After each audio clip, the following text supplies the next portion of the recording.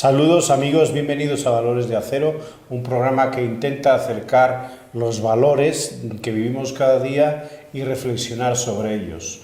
Hoy vamos a reflexionar sobre un valor, yo creo que fundamental en la sociedad que vivimos. Un valor que han vivido unos jóvenes del Colegio Fray Luis de León hace unas semanas yendo a la sierra de Oaxaca, un lugar pobre, Teozotlán, allá cerca de Huijapan de León, unas localidades realmente perdidas en donde ni el celular tiene señal, ni tampoco lo que son las personas que nos han ayudado hasta allá tienen la facilidad de comunicación que nosotros podemos tener. Estos jóvenes empezaron toda esta aventura, odisea y también misión, con una campaña social que se abrió en el mes de diciembre recogiendo despensas. Más de 3 toneladas se llevaron de comida recogidas por todas las familias allegadas a la comunidad del Fray Luis de León. Todo esto se recogió aquí en la sede del CEAR, de este Centro de Espiritualidad Agustino Recoleto, donde nosotros estamos emitiendo y vamos compartiendo estos valores agustino recoletos. Hoy hablamos de la solidaridad con dos jóvenes que se van a presentar. Adelante. Sí, buenas tardes. Bueno, yo soy Brenda, soy de quinto de preparatoria. En un principio nos comentaron que teníamos que traer despensas aquí al Colegio Fray Luis de León y de ahí íbamos a hacer un viaje largo a Oaxaca.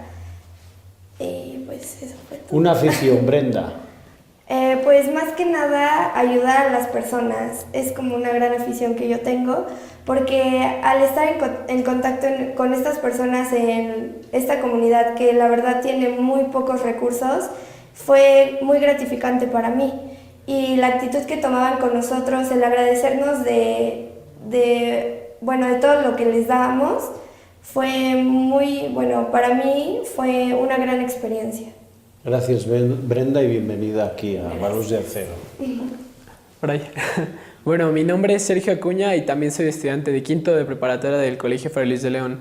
Y pues yo fui uno de los estudiantes que fue a ayudar a la gente más necesitada de la Sierra de Oaxaca. Una afición, Sergio. Pues mis aficiones cambiaron, porque la vez que fuimos a Oaxaca me di cuenta que a veces no nos medimos con lo que tenemos y exigimos más de lo que necesitamos. Y creo que ahora mi afición ha cambiado a intentar cambiar a intentar hacerle ver a las personas que pues el valor de la solidaridad nos puede hacer mejor a todos. El valor de la solidaridad. Tenemos que ser solidarios con los más pobres. Y nosotros somos los que también hemos hecho estas diferencias sociales aquí en el México que vivimos hoy, ¿no? Si nos vamos a las cifras de Sedesol y de las instancias oficiales, 60% de la población en México vive en pobreza. Del 60 al 20% vive en extrema pobreza. Sin luz, sin drenaje, sin las necesidades básicas. Los alumnos de Fray Luis de León estuvimos ahí, en ese lugar, con ese porcentaje de población. Brenda, ¿qué es lo que más te impresionó de esas comunidades? La comunidad de Santa Catarina, por ejemplo.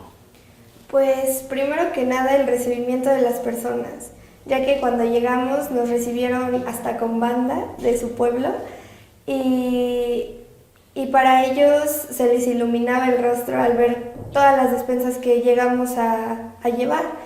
Y la verdad me impresionó mucho en las condiciones en las que están, porque sí hay que ayudar más que nada, lo que dice de la solidaridad, pero me impresionó la manera en la que a nosotros nos acogieron, de tener tan poco ellos nos daban todo, para que nosotros nos sintiéramos bien.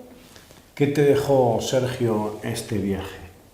Pues aparte de las experiencias me dejó como una enseñanza muy profunda de que, como dijo Brenda ya, ellos a pesar de tener muy poco o realmente casi nada, nos daban mucho, porque sabían que pues llevábamos ayuda y aunque pues sentíamos que era muy poquita, ellos sí la apreciaban muy bien y se veía que la recibían con los brazos abiertos y a nosotros nos recibían con los brazos abiertos. Yo creo que eso fue lo que más me dejó.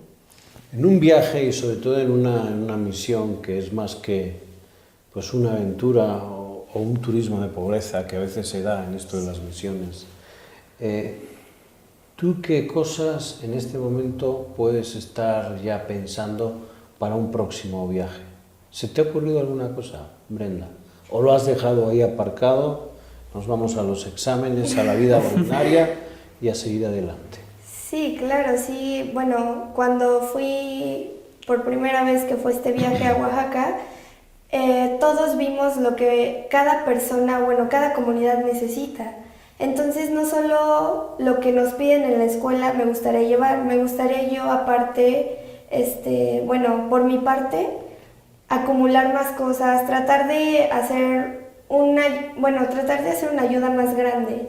Y no solo por parte de la escuela, también infundirlo en mi familia y en mis conocidos para, aunque sean más, o sea, bueno, llevar más cosas para ayudar, porque sí son muy necesitados y sí nos dimos cuenta de que sí están en malas condiciones.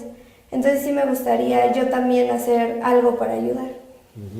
Sergio, en tu clase, en tu grado escolar, ¿qué habéis comentado de este viaje? ¿Qué han comentado ustedes? Se refiere a como cuando nos preguntan a nosotros cómo nos fue y pues era justo lo que estaba hablando con un compañero que no fue y me preguntaba cómo estuvo. Pues me dijo, es que todos me están diciendo que bien, pero no me dicen nada. Y yo le expliqué que es difícil de explicar porque lo necesitas vivir realmente.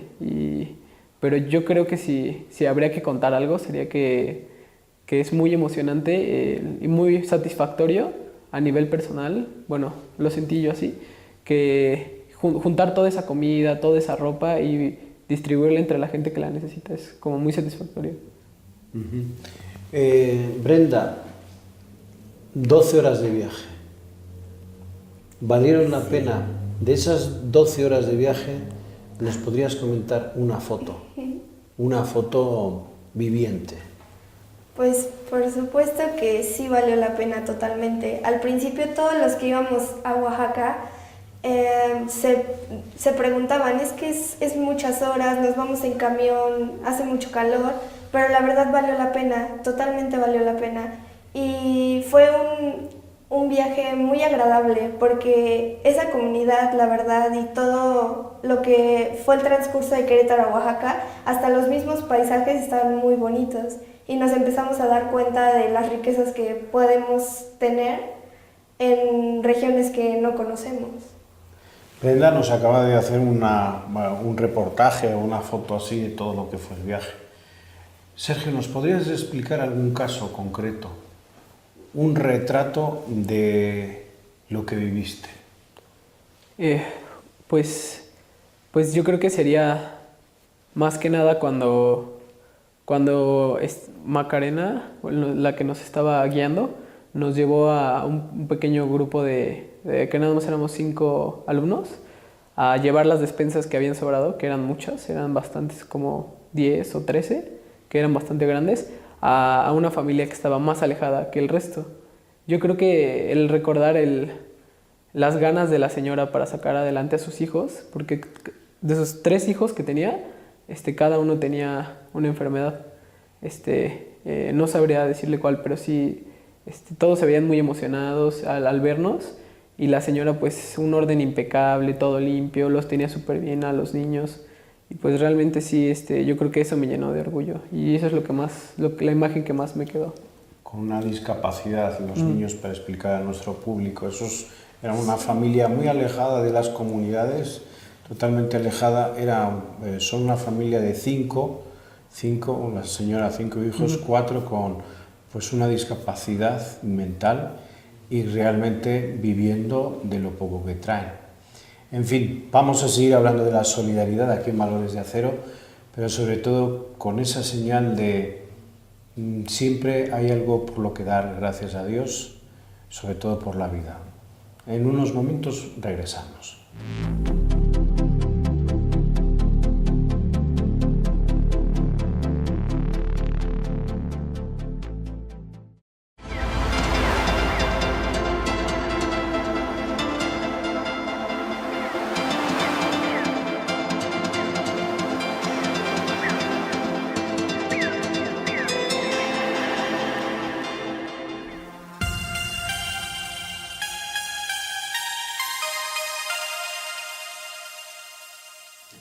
Me da mucho gusto saludarlos, soy Fray Enrique Yart de los Agustinos Recoletos y en esta cápsula quisiera hablarles sobre las controversias que tuvo que afrontar San Agustín dentro de su vida.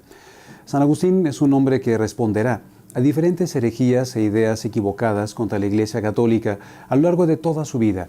Sabemos que él es el gran convertido, como nos lo presenta el Papa Benedicto XVI, modelo de conversión para todos los cristianos de todas las épocas. Sabemos que San Agustín perteneció durante 9 años a la secta de los maniqueos. Los maniqueos era una secta gnóstica, ecléctica, donde se unían ideas tanto de los judíos como ideas cristianas.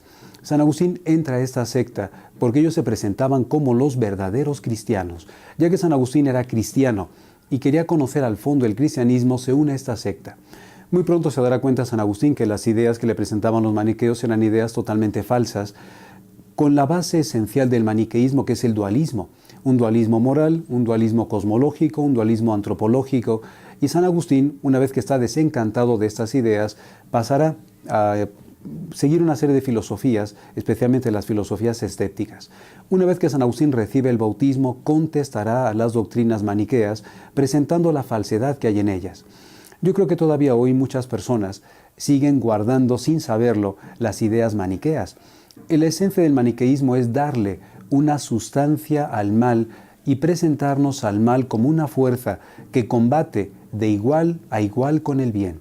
San Agustín nos recordará que la doctrina católica nos presenta que la única fuerza del universo es la fuerza de Dios y que el mal actúa con la fuerza prestada de parte de Dios.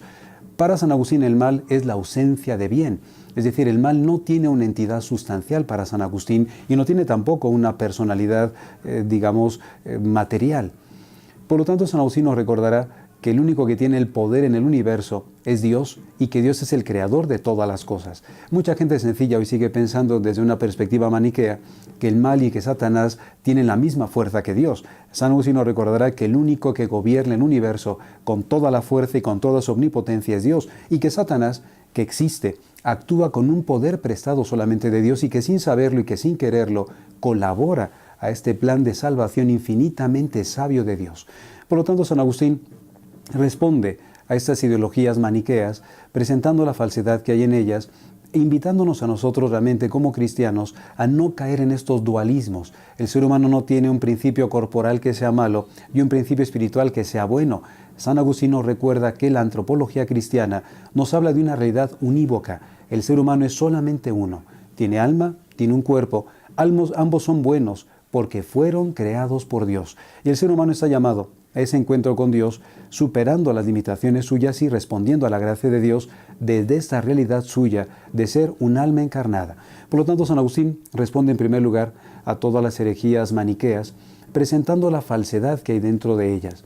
Pero San Agustín se encuentra además dentro de la diócesis de Hipona, donde él será sacerdote y será también obispo.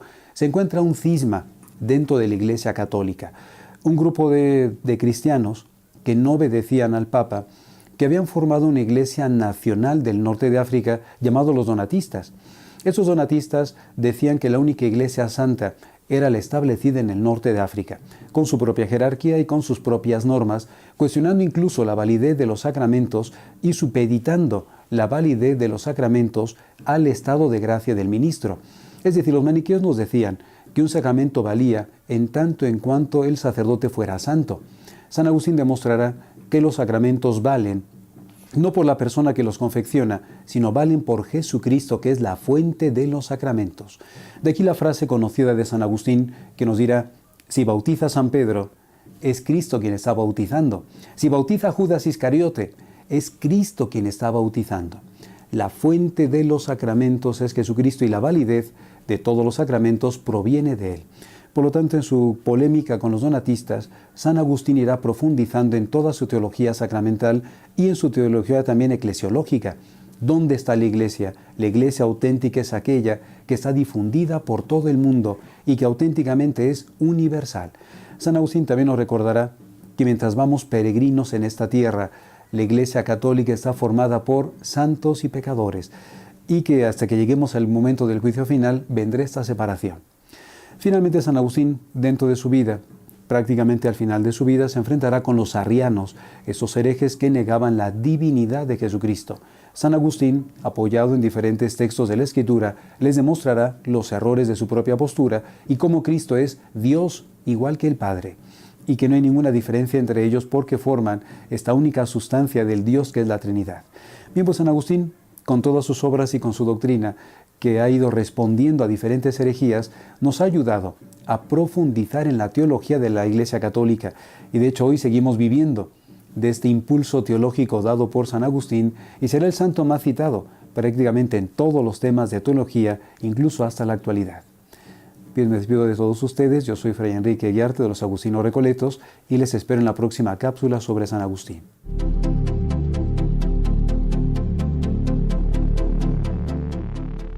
Seguimos hablando del valor de la solidaridad, compartiendo este valor con todos ustedes a través de un viaje que se hizo lejos de Querétaro, lejos de su estado, en donde también hay realidades duras de pobreza, quizás no tantas como en donde han estado los alumnos del Colegio Fray Luis de León, en Oaxaca, en plena sierra. ¿Por qué se eligió este lugar? A través del movimiento cultural Mariposa, del cual algún día pues su presidenta vendrá aquí a hablarnos en qué consiste. Nos animó a acompañar y a hacer un convenio con ellos de ayuda a estas comunidades de Oaxaca, en concreto Santa Catarina, Cuesta Blanca, Independencia, colonias, más que colonias, rancherías dentro de las montañas. A veces había que subir hasta 45 minutos. Y bueno, nosotros fuimos privilegiados de convivir con esta gente porque al final se da esa magia de que cuando uno da, recibe más de lo que más, ¿verdad? De lo que da. Brenda, ¿qué pasó antes de llegar a este lugar? El viaje, tu actitud, ¿cómo era Brenda antes de llegar a Tierrotlán? Sí, bueno, lo que a muchas compañeras y a mí nos pasaba era que, estas comunidades están alejadas de lo que vivimos cotidianamente. Nos preguntábamos muchas cosas. En primera, si nos podíamos bañar, en dónde íbamos a dormir, cosas ajenas a ayudar a esas personas. Primero que nada era como, yo, ¿qué voy a hacer conmigo? Así. Pero después del viaje mi panorama cambió completamente. Ya no me importó si me quedaba a dormir en el piso y todo eso. Fue muy diferente mi perspectiva de cuando iba hacia Oaxaca que cuando regresé. ¿Qué pasó cuando regresaste? Regresé con una mentalidad diferente. Y claro, el camión, como eran muchas horas de viaje, en el camión ya todos estábamos agotados. No fue como al principio, de que llevamos todos el ánimo de ir a Oaxaca y de ver qué experiencia nos esperaba. Y ya de regreso sí llegamos agotados, pero como le digo, valió totalmente la pena. Sergio, ¿cómo podemos invitar a la gente a que colabore con estas campañas sociales? Porque tu salón dio una despensa, ¿verdad? Sí. Y tú viste que esa despensa llegó a familias necesitadas. Pues sí. ¿Cómo podemos invitar a la gente a que dé en lugares que realmente lo que yo voy a dar va a llegar a ese fin? ¿Qué se te ocurre? Pues más que nada, si tú crees personalmente que tu ayuda no va a llegar o tienes dudas, pues lánzate a la aventura, porque es más que nada una aventura. Tú te avientas a ayudar a las personas, pero pues tú recolectas primero la ayuda y luego la quieres llevar. Y realmente pienso que si quieres vivirlo, no tengas miedo. O sea, no sufrimos ni un día. A lo mejor ayudando y viendo cómo los demás sufren, hasta tú puedes sufrir un poco. Pero, no sé, el hecho de luego las niñas decían, ¿dónde me voy a bañar? O bueno, también nosotros, ¿no? Nosotros no. También decíamos eso. ¿Dónde me voy a bañar? Y llegamos y creo que al irme hubiera sido lo último que hubiera pensado. El bañarme, o sea, no cabe dentro de las necesidades que la gente tiene. Yo creo que eso es principal. Brenda, ¿cómo ves tú lo que has dicho, ¿no? Viene una Brenda después, llega una Brenda antes, como que hay dos, ¿no? Ahora viene una Brenda más solidaria. ¿Qué se te ocurre ¿Qué se te ocurre a ti para que tú sigas siendo esa Brenda solidaria y no solamente Brenda, sino todo lo que alrededor tuyo pueda colaborar contigo? en esta campaña social. Hay otras campañas sociales por el CARDI, otra por el proyecto social Vespertina, que más adelante en otro programa hablaremos. ¿Cómo podemos invitar a otros jóvenes a que se sacrifiquen un poco y puedan ser solidarios? ¿Qué se te ocurre a ti? Pues sí, más que nada, como ya había dicho Sergio, que que lo vivan, que se arriesguen a irse, como decía, a lanzarse, a ayudar, a lanzarse a otras cuestiones que estén ajenos a su vida.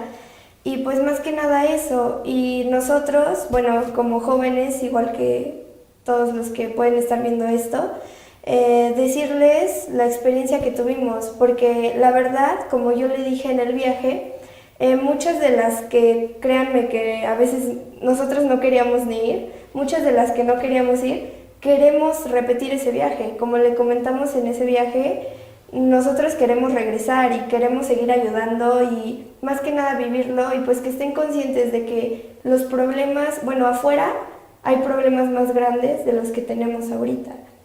Entonces yo diría que sí, se lanzaran y... Muy bien, gracias Brenda. Sergio, cuando da, uno recibe más, hemos dicho, ¿no? Das un poco y recibes más. Yo estoy seguro que tú has recibido. ¿Y qué has valorado? Pues principalmente muchas cosas que para ti son como el día a día, lo básico, que son como la ropa, por ejemplo, que tienes a lo mejor personalmente montañas de ropa y la tienes tirada en el piso.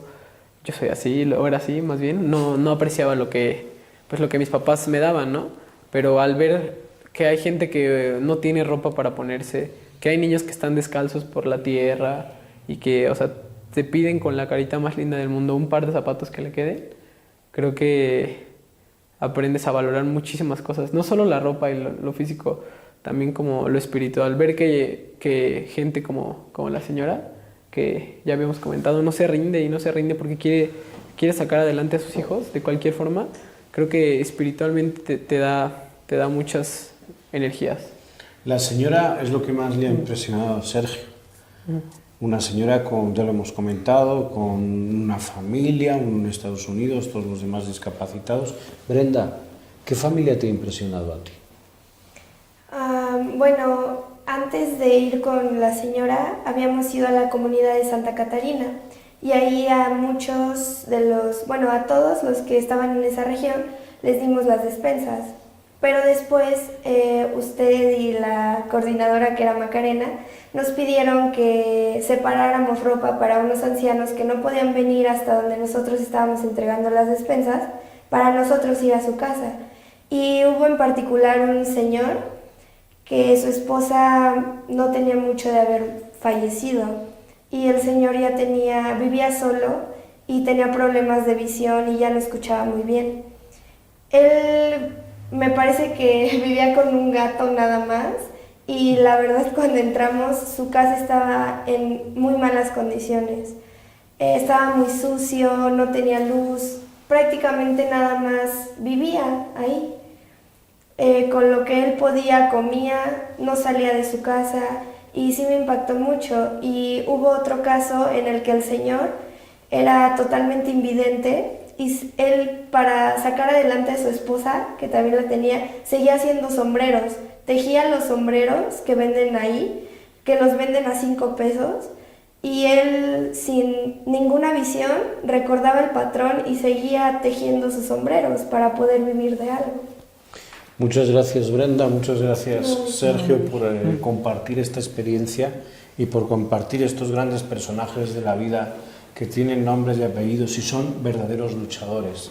Y el mensaje que les damos hoy aquí en Valores de Acero es que se puede ser feliz siendo como eres y con lo que eres, no tanto con lo que tienes. El tener, pues todo pasa, ¿no?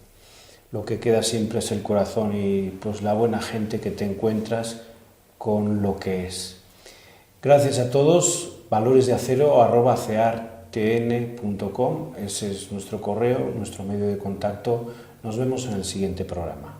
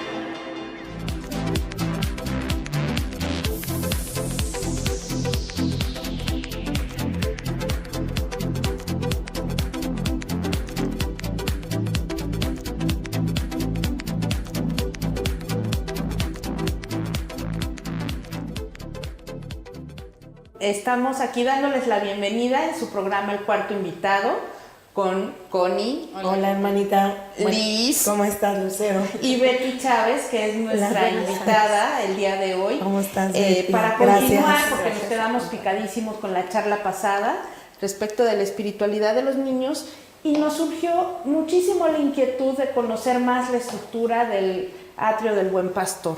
Entonces, por esta razón, pues empezamos este programa introduciendo esta situación del atrio.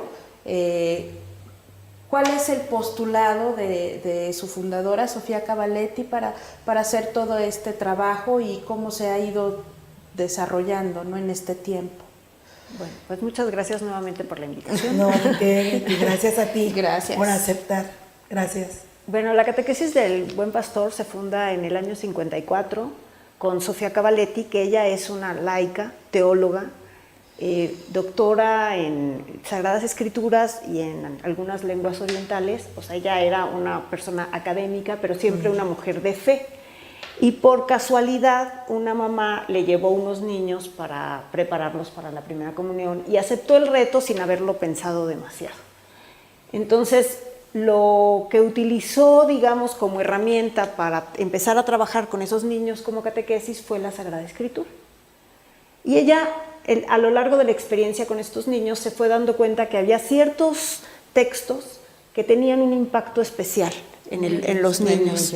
Y en la observación del trabajo con los niños y en la resonancia que estos textos fueron teniendo, fue estructurando los contenidos para la catequesis. Y además tuvo la suerte de contar con una amiga muy querida que había sido discípula de María Montessori, Gianna Gobbi. Ella era guía Montessori y trabajaba en educación.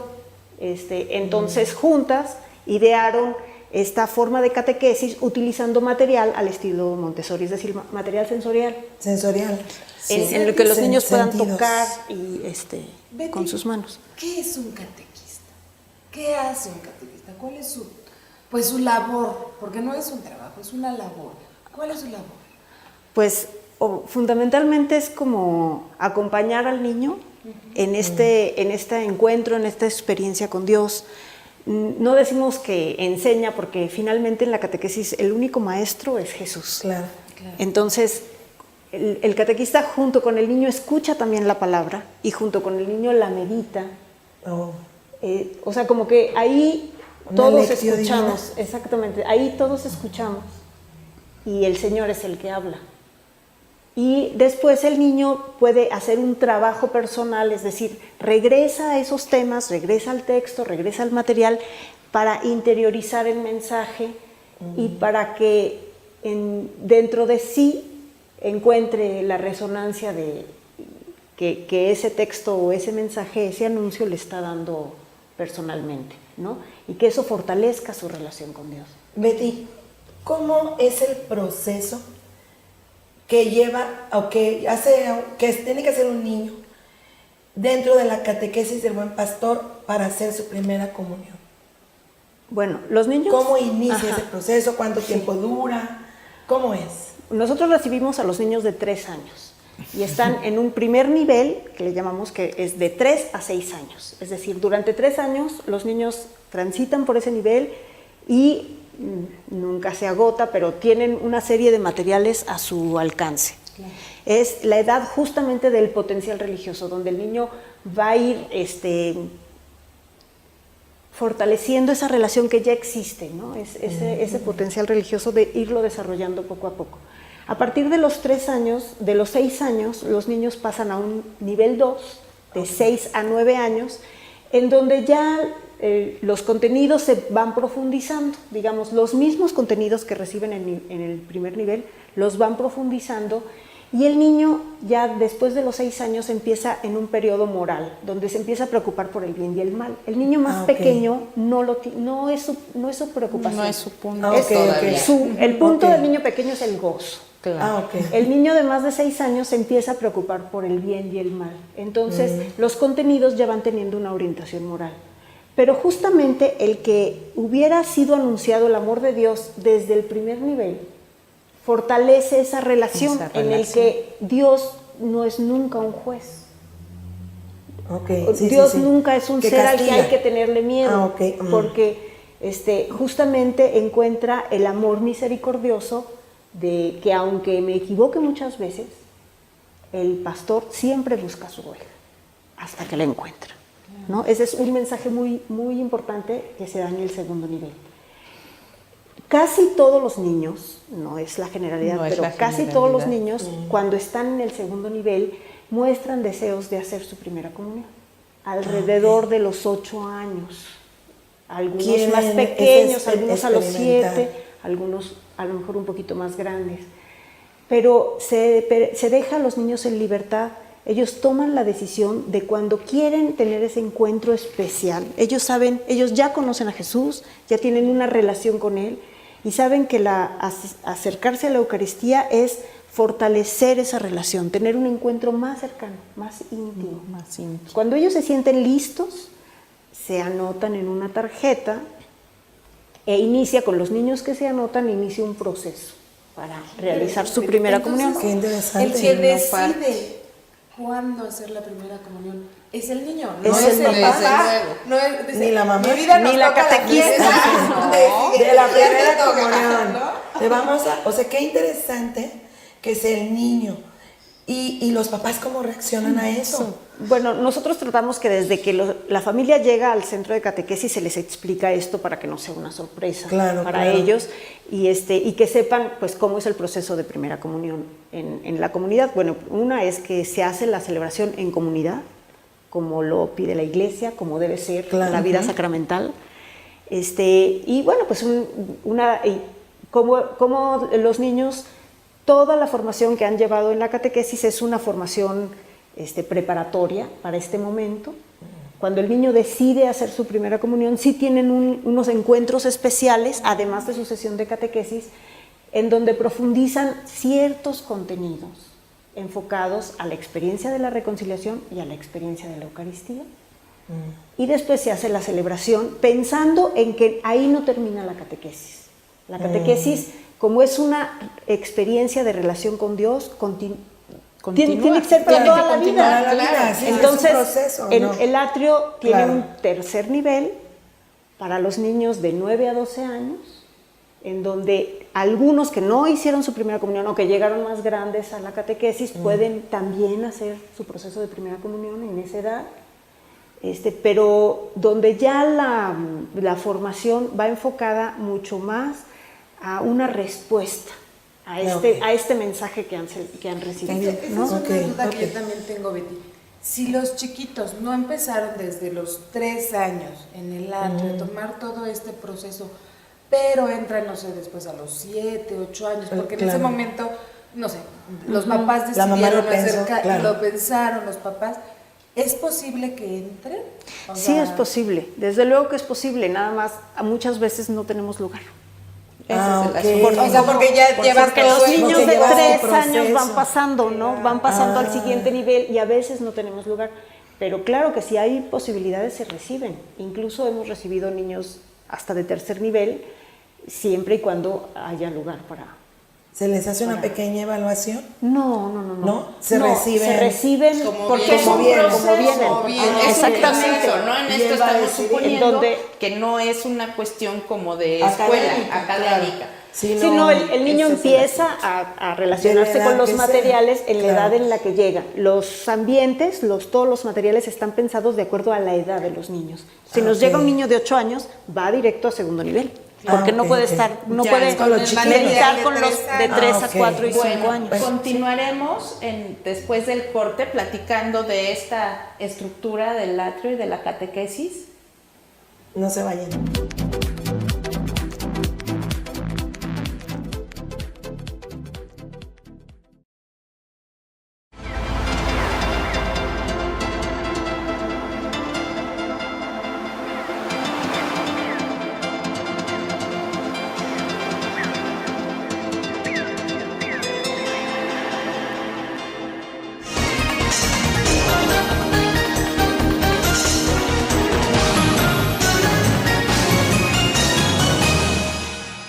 Bienvenidos hermanos y hermanas aquí a su noticiero Las 5 de Eloy. Yo soy Eloy Saavedra y como siempre tenemos la información más relevante del mundo de la fe católica. Vamos con la información.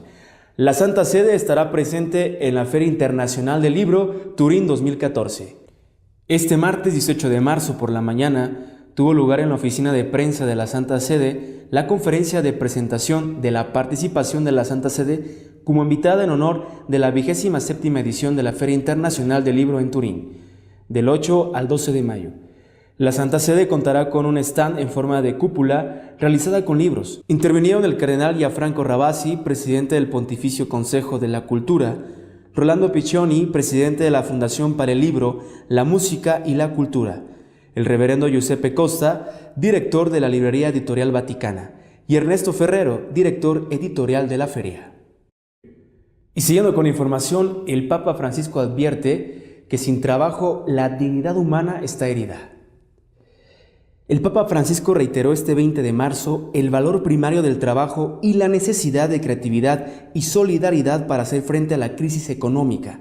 Lo hizo al recibir a los empleados y directivos de la fábrica de aceros especiales de la ciudad italiana de Terni, a los que acompañaba el obispo de esa diócesis y un grupo de fieles con motivo del 150 aniversario de la fundación de esta industria, señalando por último que esto se debe al gravísimo problema del paro que afecta a tantos países europeos.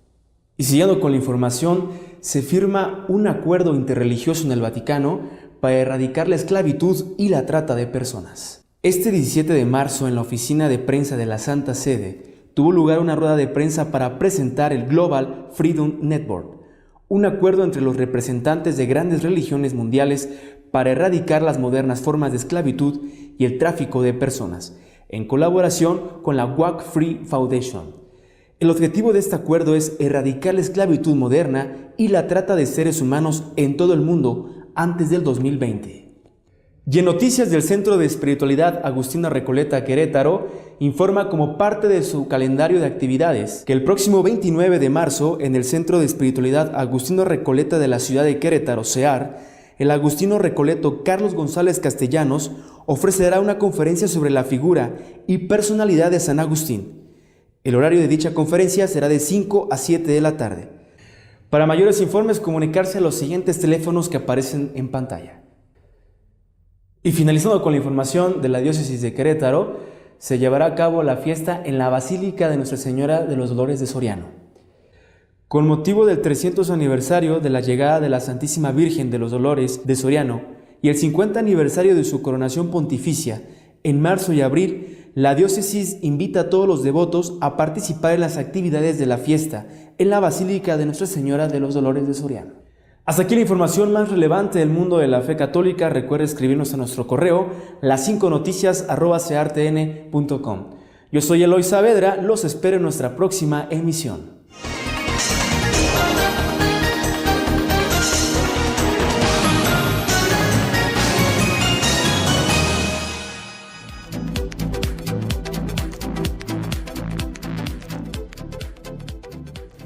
Regresamos aquí a su programa El Cuarto Invitado, Lucero, Connie, su amiga Liz, con una invitada de lujo.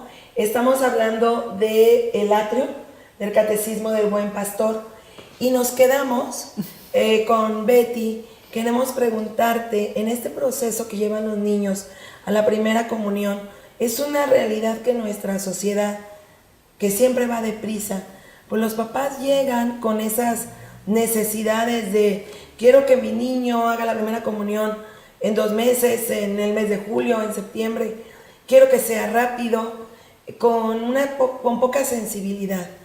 Ustedes se enfrentan a eso. ¿Cómo solventan esos problemas con los papás? Bueno, mira, cada vez que una familia se integra a la comunidad del atrio, tenemos una entrevista con ellos. Entonces, más o menos les explicamos cómo funciona todo el proceso y la familia decide si se quiere integrar o no. Cuando los niños llegan un poquito más grandes, que ya hay un poco a veces la necesidad familiar de hacer la primera comunión, sí les pedimos que les den por lo menos 2 años de la experiencia, para que el niño pueda vivir, pueda familiarizarse y pueda de veras sentir esa necesidad, porque no es nada más un deseo, ¿no? O sea, para nosotros Un cumplimiento Sí, social, ¿no? exactamente. O sea, Lo más importante en los niños es de veras desear la primera comunión, pero como un deseo pensado, ¿no?